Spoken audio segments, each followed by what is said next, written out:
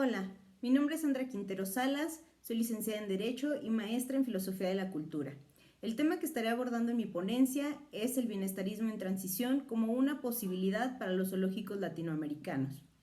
La construcción de los zoológicos en Latinoamérica, en contraste con los europeos, se fundamenta con la idea de buscar verse como una sociedad civilizada, no tanto, como en el tema europeo, para mostrar o exhibir aquello que nos parecía exótico o diferente. En este sentido, los zoológicos en Latinoamérica, en un inicio, buscaron consolidarse como un espacio de refugio para aquellos animales que así lo necesitaran. A la par de esto, surge también las organizaciones de bienestar animal que buscaban desde ese momento que se echaran abajo estas instituciones. Lucha que sigue en pie por buscar una forma distinta de concebir estos espacios, de concebir estos lugares. La construcción cultural que hemos hecho sobre la idea de lo que es un zoológico sin duda se ha transformado y ha cambiado. Hemos visto que las confrontaciones que se han dado en torno al cautiverio de los animales en los zoológicos muestran la situación actual que vivimos, en tanto que es necesario conciliar una idea que nos permita a nosotros buscar soluciones ante la problemática, porque no basta pensarlo desde el abolicionismo y decir que mañana se cierren los zoológicos o que ya no tengamos más zoológicos. En el caso particular de México, donde aconteció una reforma en la cual a partir de ella, si bien es cierto que ya no hay animales en los circos siendo explotados, también es cierto que al momento de que entra en vigor esta norma, esta regulación, deja en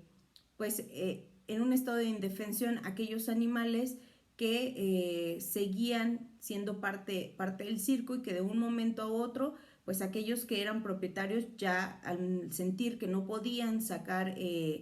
una ganancia económica de esta explotación, pues no tuvimos datos exactos de qué aconteció con estos animales. Mucho se dijo de que estos animales fueron sacrificados, fueron abandonados y sin embargo pues no podemos tener datos exactos de qué fue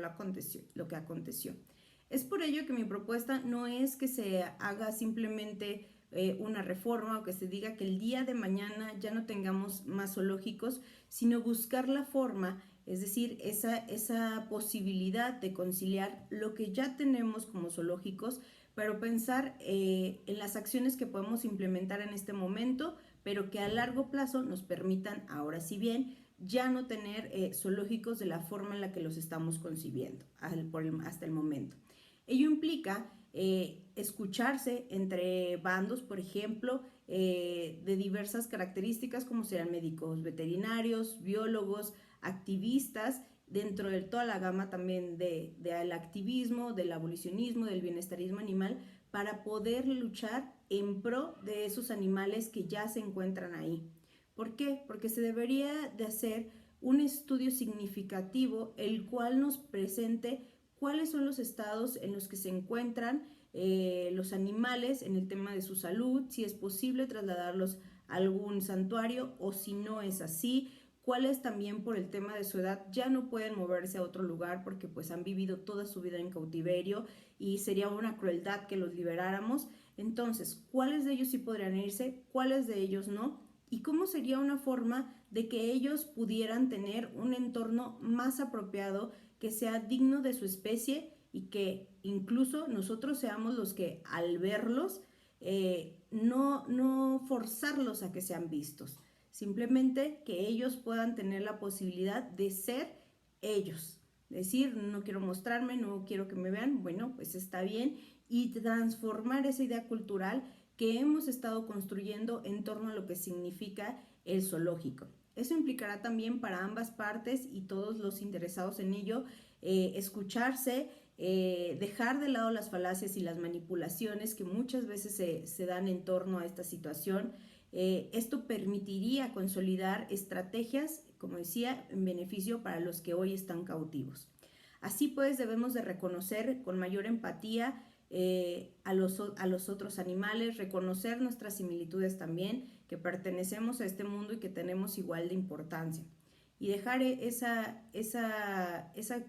conflicto que se venía dando entre un grupo y otros. Quienes están en contra del zoológico, pues, ¿qué propondrían para que eso pueda suceder en un largo plazo? Pero tomando en cuenta qué acciones se deberían de tomar al día de hoy para que eso pudiera pasar, para que eso de verdad sea una posibilidad. Y aquellos que persisten en esta idea de que el zoológico es un espacio que alberga especies para su cuidado o para su protección, ¿qué podrían proponer para que dejen de estar enjaulados, para que tengan una vida digna y que de verdad eso sea una forma de ayudar a su especie? No solamente mantenerlos cautivos para la exhibición, para el entretenimiento, sino que de verdad esto funcione como una posibilidad para la educación ambiental y para las especies, para que esas especies se vean protegidas, se vean resguardadas. Si bien es cierto que tenemos casos muy importantes en el tema de la reinserción, es también importante señalar que todavía son muy pocos los casos que tenemos y por lo tanto, si esas especies se van a mantener en cautiverio, que sean bajo las mejores condiciones y con la idea de que esos ejemplares que se mantienen ahí sean la posibilidad para otros que puedan estar en libertad, que solo sea el paso previo para que esa especie esté totalmente en libertad. Por ello, es necesario pensar no solamente en esos animales que están el día de hoy ahí, sino cómo es esa posibilidad de mantenerlos en su espacio. Finalmente, la idea es que se preserven esos animales en su espacio, en su hábitat, que no tengamos que sacarlos de ese hábitat y de ese espacio para conservarlos. Que estos espacios que ahora tenemos como zoológicos, al final del día funcionen como centros en los cuales se pueda hacer pues programas que beneficien a esas especies, pero de manera in situ. Finalmente, esta reproducción, que no sea reproducir por reproducir y ya, sino que tenga como finalidad el que estas especies puedan lograr estar en su propio hábitat. Esto nos dejaría con proyectos en los cuales no solamente se estaría beneficiando la especie, sino también procurando el cuidado del hábitat de esta especie, lo que significa que con esta posibilidad tendríamos que conservar a los animales y los hábitats, lo cual lógicamente, como ya se está implementando, implicaría, si bien una derrama económica para la comunidad, también implicaría el hecho de no forzar ni obligar a los animales a ser vistos. Tú puedes ir, pero eso no implica que tengan que sí o sí vayas a ver a ese animal en su hábitat. Entonces, el resguardo de las especies en sus lugares de origen, además, va a potencializar la educación ambiental que se va a dar sobre el cuidado de la especie, pero también sobre el cuidado del medio ambiente, de la naturaleza y de todo el espacio en el que habitan estas mismas especies. Y es ahí donde abonan y colaboran los expertos en este tema, dejando de lado esas confrontaciones que se dan, como decía, en pro del beneficio para los animales. Es importante entonces este consenso de posturas entre algunos que podríamos ceñir a la postura especista o conservacionistas, pero también con aquellos activistas o abolicionistas o bienestaristas que propongan qué se puede hacer, cómo podemos llegar a ese consenso para poder lograr estas ideas, para poder cambiar y modificar la estructura de esa idea que hemos fincado en los zoológicos. Buscar este consenso nos va a permitir unificar y tener acciones en conjunto que de verdad hagan de este bienestarismo en transición una posibilidad viable enfocada en los animales, impulsando la conservación de las especies en sus hábitats y generando educación ambiental integral, incluyendo a las comunidades y a la población en general, produciendo pues claramente un cambio en beneficio de los animales. Muchas gracias.